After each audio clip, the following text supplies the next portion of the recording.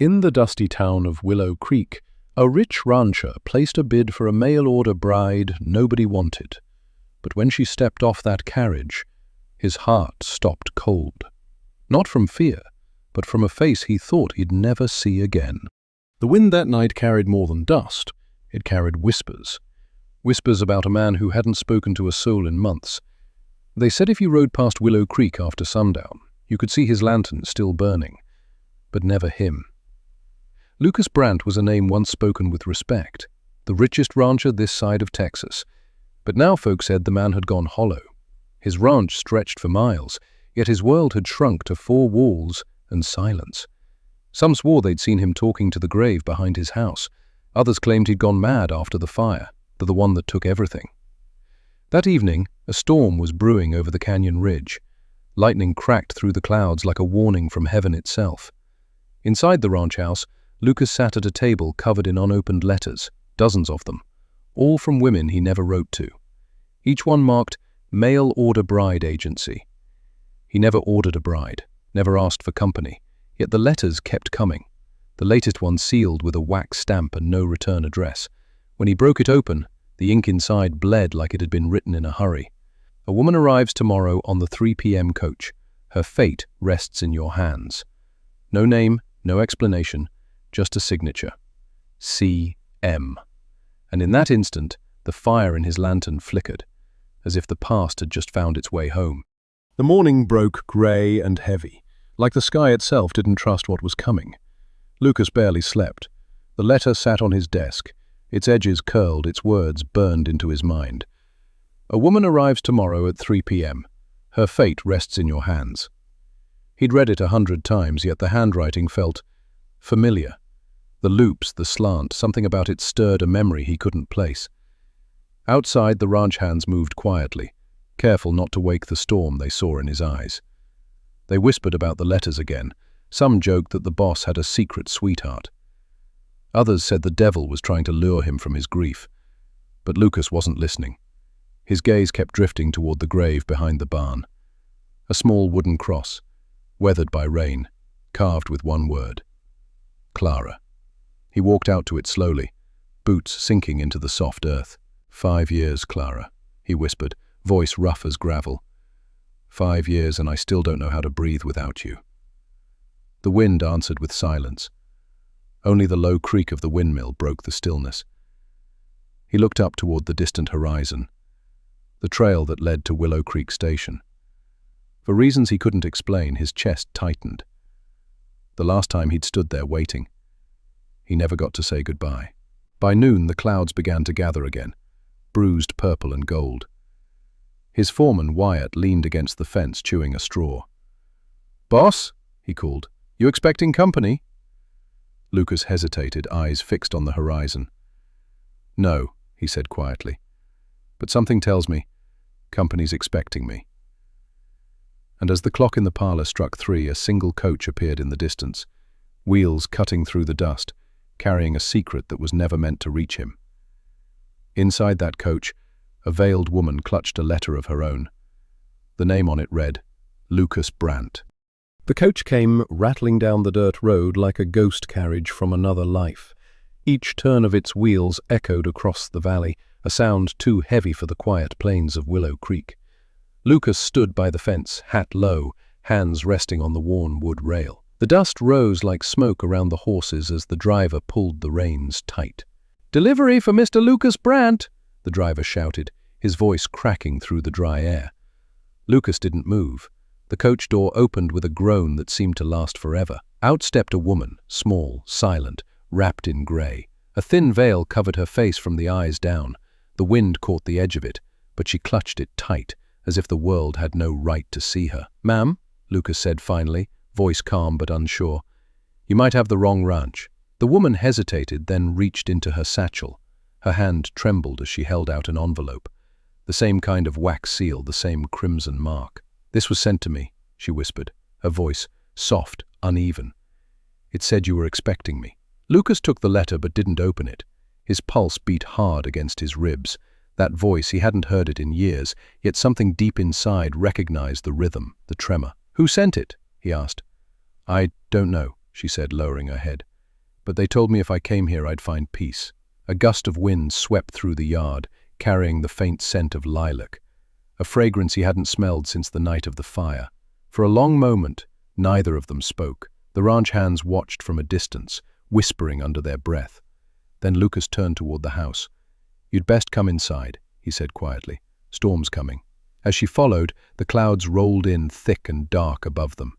Two strangers walking toward a past neither was ready to face. The storm broke before sunset, sheets of rain slapping against the windows, thunder rolling across the plains like drums of war. Inside, the old ranch house creaked and sighed, as though the past itself was trying to find a voice. Lucas lit the oil lamp on the table. Its flame danced over her face, faintly illuminating the veil. The fabric shimmered where it met her cheek. For a second, he thought he saw a scar beneath it, or maybe it was just shadow. "You can sit," he said quietly. "You're soaked." She sat without a word.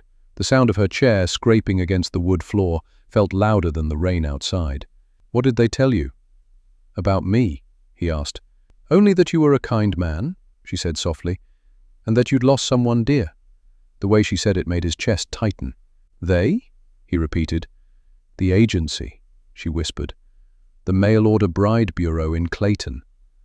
Lucas froze. "I never wrote to any bureau." She looked up, startled. "Then why did they send for me?" He didn't have an answer, only questions piling like thunderclouds in his mind. Who sent that letter? Who paid for her journey? And why did her voice sound like an echo from a dream he'd buried long ago? The lightning flashed, and for an instant her veil glowed. He saw the faint outline of her lips trembling. A scar curved along her jaw. His throat went dry. "What's your name?" he asked. She hesitated. "Anna," she said finally. But the way she said it, soft, careful, almost rehearsed, told him she was hiding something. The wind howled through the chimney, snuffing the lamp for a breath. When the light returned, she was still sitting there, hands folded, eyes glistening through the veil. And in that flickering glow, Lucas realized something that made his skin crawl. She wasn't afraid of the storm. She was afraid of him. By morning, the storm had passed, but the air still felt heavy, the kind of quiet that follows a confession nobody's spoken yet. The woman called Anna stayed in the guest room, silent as dawn. Lucas hadn't slept. He sat by the kitchen window, coffee untouched, watching the horizon fade from grey to gold. He'd sent Wyatt into town at first light, hoping for answers. By noon, the foreman returned, hat dripping rain, eyes uneasy. "Boss," he said, "folks in Clayton been talking. Said that mail-order agency ain't been open in months, burned down last winter." Lucas looked up sharply. "Then where the hell did she come from?" Wyatt shifted. "That's the other thing. They said there was a woman. Came through 2 weeks ago, alone. Paid cash. Said she was answering a call from a rancher out this way. Some folks remember her, quiet, always wearing that veil." Lucas's hand tightened around his cup. The sound of it cracking echoed through the kitchen. "And the name?" "Didn't give one," Wyatt said. "But they all remembered what she said before she left town." "What was that?" Wyatt hesitated, glancing toward the hall. "She said she was going to meet her husband." Lucas's pulse stumbled. He stood slowly, boots scraping against the floorboards. The letter on his desk seemed to stare back at him, the crimson seal still glinting under the lamplight. C.M.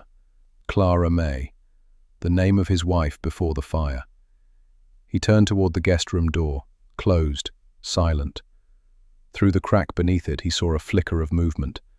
Then the faint scent of lilac drifted out again, the same one that used to cling to Clara's hair. Lucas stepped closer. His voice trembled. "Anna, where did you really come from?" No answer. Only the whisper of wind brushing past the windows, carrying with it the ghost of a name he hadn't spoken aloud in 5 long years. The house was too quiet that night. Even the crickets had gone still, as if the land itself was holding its breath. Lucas stood in the hallway, staring at the closed door of the guest room.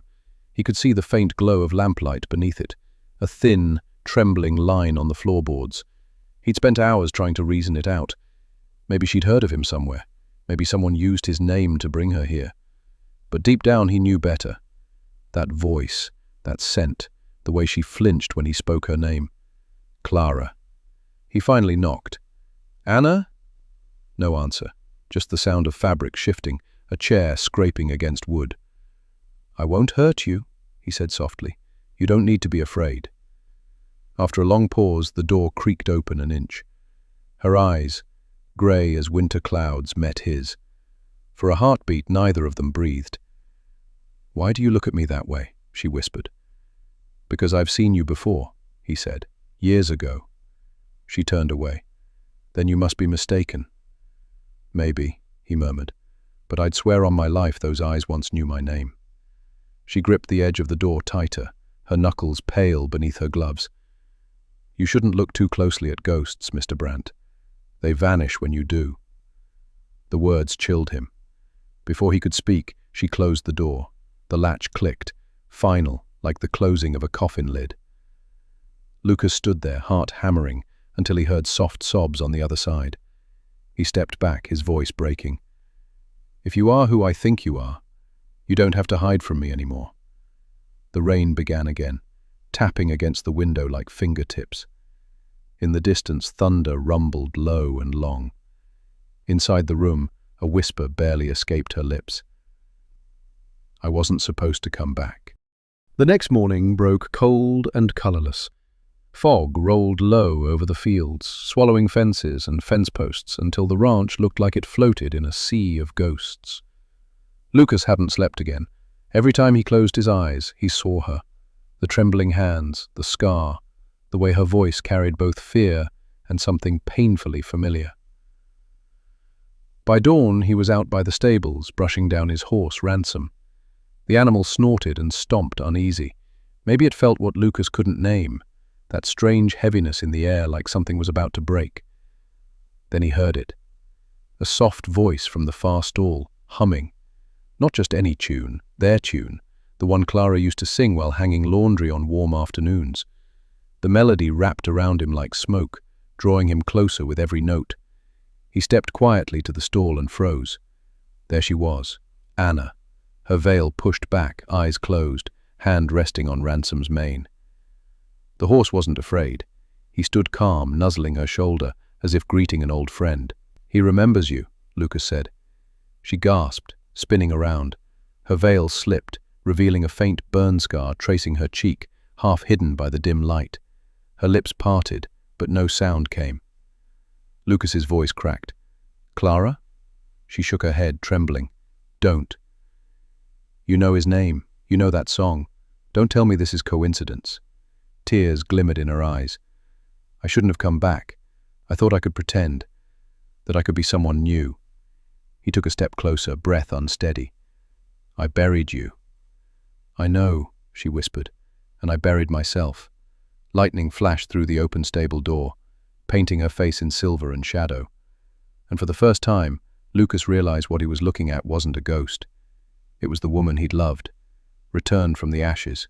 The storm outside had returned in full force, rain hammering the tin roof, lightning slicing across the sky. Inside the stables, the wind whispered through the cracks, carrying the scent of wet earth and hay. Lucas stood frozen, staring at Clara, or Anna, as she finally dropped her head into her hands. I survived, she whispered, voice barely audible over the thunder. The fire, it didn't take me. It burned everything else, but I woke up alone. Lucas felt his stomach tighten. Alone? Yes, she said, trembling. I didn't want anyone to see me like that. My face, my hands, all scarred. I thought if I returned I'd be nothing but a shadow of what you loved. His hands itched to reach out, to touch her, to tell her none of that mattered, but fear and disbelief rooted him in place.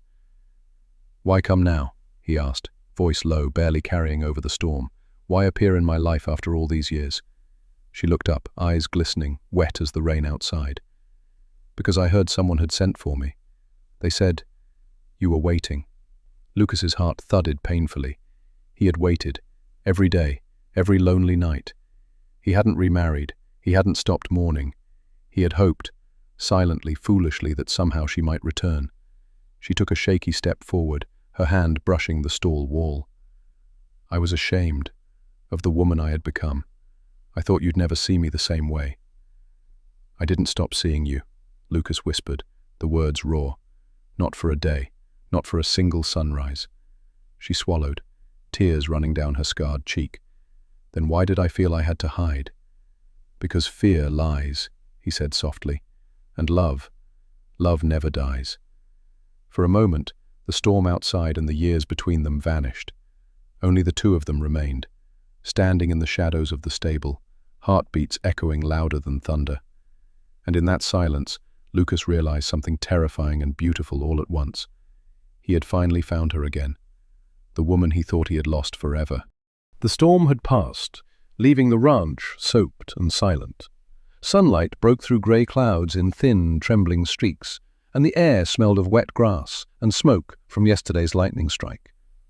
Lucas and Clara stood apart in the stables, each unsure where to begin. Unsure if words could repair the years stolen by fear and fire. "I should have come back sooner," Clara whispered, her hands twisting in her lap. "But I was too ashamed. I thought you'd moved on, that you had forgotten me." Lucas clenched his jaw. "I never forgot, not once. Every day I counted the hours, hoping, praying that somehow you were alive." She flinched, as if the words were both balm and blade. "You mourned me so openly. It made me feel guilty, like I'd betrayed the memory of who I used to be." "Guilty?" he said, voice low and rough. "You were the one who survived. I was the one who felt empty. Do you think I wanted to move on? Do you think I wanted anyone else?" For a long moment, the only sound was the creak of the stable, the soft snort of Ransom, and the wind rustling the rafters. Then Clara stepped closer, hesitant. "I don't know how to be who you remember me as, and I'm terrified you'll see only the scars." Lucas shook his head, taking a deep breath. "The scars, they're just the story of what you survived. That's all I see. The rest is still you. And I've waited long enough to tell you that I don't care about anything else." Her eyes filled with tears, and for the first time in years, her lips curved in a trembling, genuine smile. "Then, maybe I can try," she said softly. Lucas reached out, brushing a stray strand of wet hair from her face. "We'll try together," he said. Outside, the sun pierced the clouds fully, painting the fields gold. The past remained, yes, but for the first time, both of them could breathe. The fight between pride, guilt, and fear hadn't ended, not entirely, but the first spark of forgiveness and hope had been lit, warming the cold edges of their hearts. By mid-morning, the town of Willow Creek buzzed like a disturbed hive. Word had traveled faster than the creek's current. Lucas Brandt had a new bride, and she was different. "Did you hear?" whispered one farmer's wife, leaning over the fence. "They say she's scarred. Barely spoke a word the whole ride in. And they say the rancher's lost his mind," another added. "Bought a bride nobody wanted, can't imagine why." Meanwhile, Clara kept to the shadows of the house, hearing the gossip drift in on the wind like barbed whispers. Her hands trembled slightly as she pressed them together, yet she didn't retreat.